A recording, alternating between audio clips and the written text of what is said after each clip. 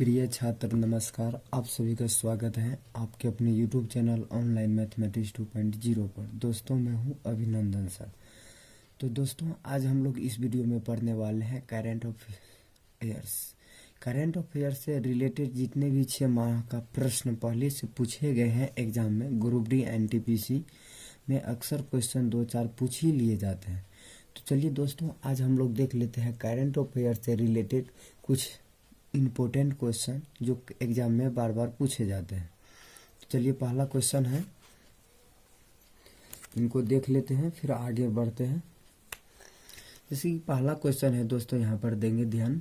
हाल ही में इसरो के PSLV-C 17वां rocket द्वारा किसने उपग्रहों को प्रक्षेपित किया गया है, यानी 104 को कितने किया गया था।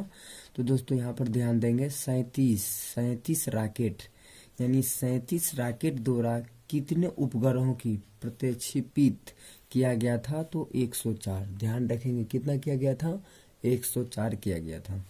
दूसरा क्वेश्चन है, जो प्रधानमंत्री नरेंद्र मोदी द्वारा बना बायोमेट्रिक्स आधारित भुगतान प्रणाली भीम आधार पे की शुरुआत कब की गई थी। तो 14 अप्रैल 2017 को किया गया था। कब किया गया था दोस्तों, 14 अप्रैल 2017 को किया गया था। ध्यान आपको यही रखना है, जो प्रधानमंत्री नरेंद्र मोदी द्वारा बायोमेट्रिक आधारित प्रणाली जो शुरुआत हुआ था 14 अप्रैल 2017 को हुआ था। ठीक है दोस्तों, चलिए आगे बढ़ते हैं। कहता हाल ही में प्रथम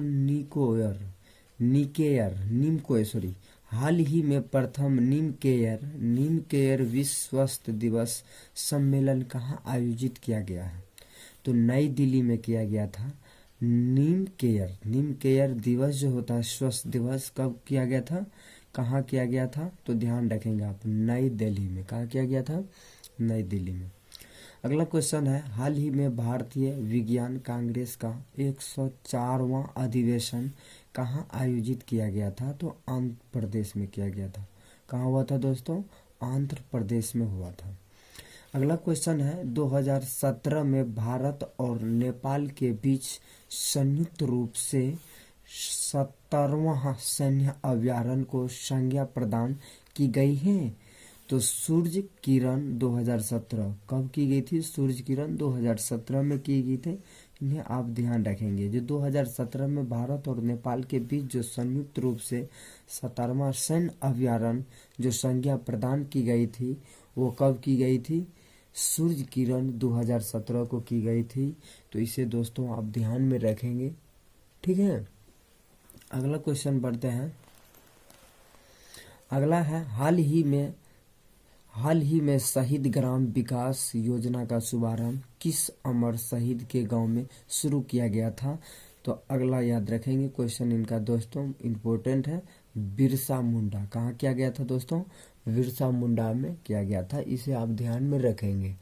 अगला क्वेश्चन है, जो 2017 में स्किल इंडिया अभियान का ब्रांड अम्बेसडर किसे नियुक्ति किया गया है। तो प्रियंका चोपड़ा को किया गया था। इसे बहुत इम्पोर्टेंट माना जाता है दोस्तों। कौन नहीं जानता प्रियंका चोपड़ा के बारे में। तो अभियान जो चला गया था ब्रांड अम्बेसडर किसका, स्किल इंडिया का, तो उनका यही था दोस्तों, नियुक्ति किया गया था प्रियंका चोपड़ा को। किसके किया गया था, प्रियंका चोपड़ा को किया गया था। अगला क्वेश्चन ध्यान में देंगे। जो अगला क्वेश्चन है दोस्तों, जो हाल ही में किस देश में रासायनिक हमला किया गया था।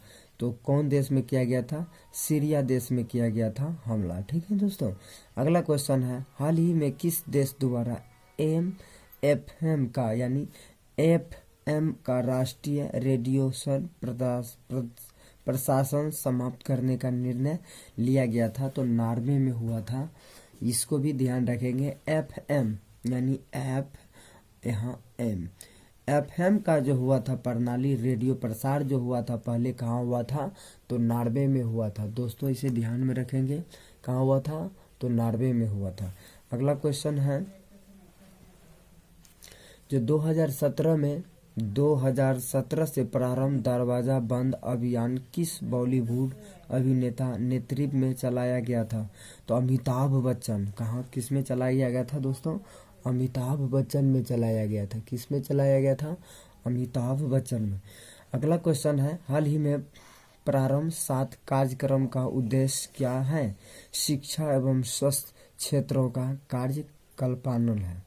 तो दोस्तों अगले पृष्ठ में हम लोग बढ़ते हैं, इनके अगले पृष्ठ में देख लेते हैं क्या सब क्वेश्चन है और इम्पोर्टेंट आने वाले हैं। ठीक है दोस्तों, चलिए ओके आगे बढ़ते हैं। अगर नहीं होता तो दोस्तों आप इसे लिखते जाएं या फिर स्क्रीनशॉट ले लें और इसे आप लिख लें।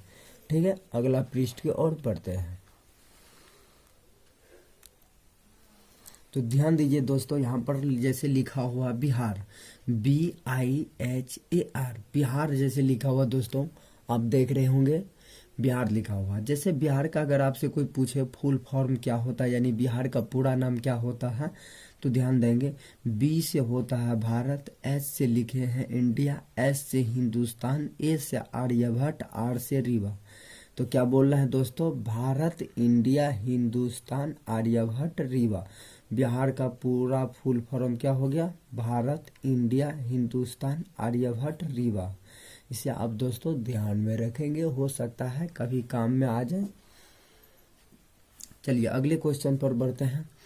जो हाल ही में प्रधानमंत्री नरेंद्र मोदी ने संत श्री रामानुजाचार्य की कौन सी जयंती के अवसर पर डाक टिकट जारी किए हैं? तो 1000वीं में कौन किए थे? 1000वीं में डाक टिकट जारी किए हैं।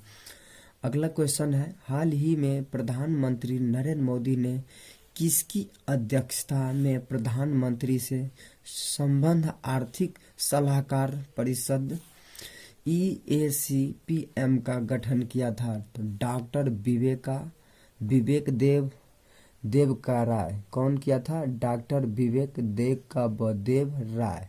डॉक्टर विवेक देव राय किए थे, ध्यान रखेंगे। यह क्वेश्चन दोस्तों देख रहे हैं आप, ALP लिखा हुआ, क्या लिखा हुआ है?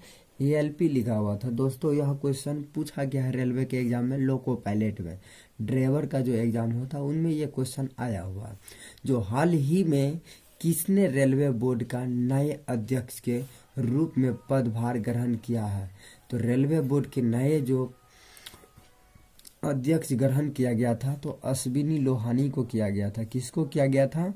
तो दोस्तों ध्यान रखेंगे, अश्विनी लोहानी को किया गया था, नहीं अश्विनी लोहानी को किया गया था। अगला क्वेश्चन है, वर्ष 2017 में बेटी बचाओ बेटी पढ़ाओ, बहुत दोस्तों ये इम्पोर्टेंट है, बहुत ज़्यादा हैं, ध्यान रखेंगे इनको भी। जो वर्ष 2017 में, एक बार इसके बारे में आप लोग जानते होंगे, हर जगह यही मिलता था, वर्ष 2017 में बेटी बचाओ बेटी पढ़ाओ। तो अक्सर आदमी इन बात को जानते हैं, मगर ये दोस्तों वर्ड बड़ी इम्पोर्टेंट है, बेटी बचाओ और बेटी पढ़ाओ। जैसे आए और कब से कब तक मनाया गया था, तो ध्यान रखेंगे 9 से लेके 14 अक्टूबर तक मनाया गया था बेटी बचाओ और बेटी पढ़ाओ, इसे आप ध्यान में रखेंगे। अगला क्वेश्चन की ओर बढ़ते हैं। मतलब भारत में नीति आयोग का गठन किस प्रधानमंत्री के काल में हुआ था? नीति आयोग, यानी क्वेश्चन में क्या लगा है यहाँ पर? नीति आयोग। नीति आयोग का जो गठन हुआ था तो किस प्रधानमंत्री के काल में हुआ था?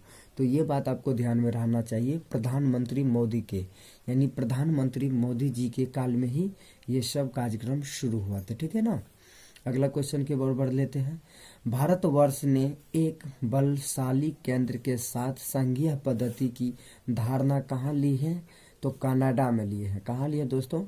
कनाडा में लिए है। अगला क्वेश्चन है, जो नौकरी में समान अवसर का अधिकार संविधान के किस अनुच्छेद में प्रतिस्थापित है? तो अनुच्छेद 16 में। दोस्तों यहाँ पर लिखा हुआ ध्यान देंगे, अनुच्छेद 16 है, ठीक है ना। अब इसे उतार लेना है। अगला क्वेश्चन है, जो वर्ष 2005 में सूचना के अधिकार की परिपाटी में अग्रणी व्यक्ति कौन है? तो अरुणा राय। कौन है दोस्तों? अरुणा राय। अरुणा राय। अगला क्वेश्चन है, किसने कहा था कि ये राष्ट्र का नीति निर्देशक तत्व ऐसा चेक है जिसे सुविधा पूर्वक भू मनाया जा सकता है, तो केटी शाह मनाया था। कौन दोस्तों? केटी शाह था। अगला क्वेश्चन है, जो विश्व की सबसे बड़ी आर्टिकल्स और इंफ्रारेड दूरबीन का निर्माण किस देश में किया जा रहा है? तो मैक्सिको में किया जा रहा है दोस्तों। कहाँ किया जा रहा है? मैक्सिको में किया जा रहा है।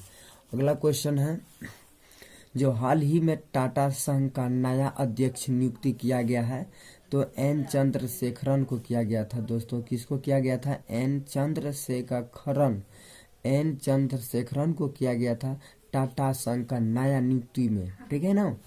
अगला क्वेश्चन है, जो हाल ही में कहाँ पर महिला बायोटेक इंक्यूबेटर का उद्घाटन किया गया है? तो चेन्नई में किया गया था। बायोमेट्रिक यानी इंक्यूबेटर का जो उद्घाटन हुआ था, कहाँ हुआ था? तो चेन्नई में हुआ था दोस्तों। कहाँ हुआ था? चेन्नई में हुआ था। अगला क्वेश्चन है, हाल ही में किस श्रेणी के पनडुब्बी रोधी युद्धपोत आईने किटलान को भारतीय नौसेना में शामिल किया गया है? तो कामोर्ता नहीं, ये जो दोस्तों आप देख रहे हैं किटलटान में भारतीय नौसेना यानी नेवी के बारे में बात कर रहे हैं। भारतीय नौसेना का जो शामिल किया गया था कार्मोता यानी कार्मोत्तरा में जो ये हो ना, ये दोस्तों हुआ था। आप इसे ध्यान में रखेंगे।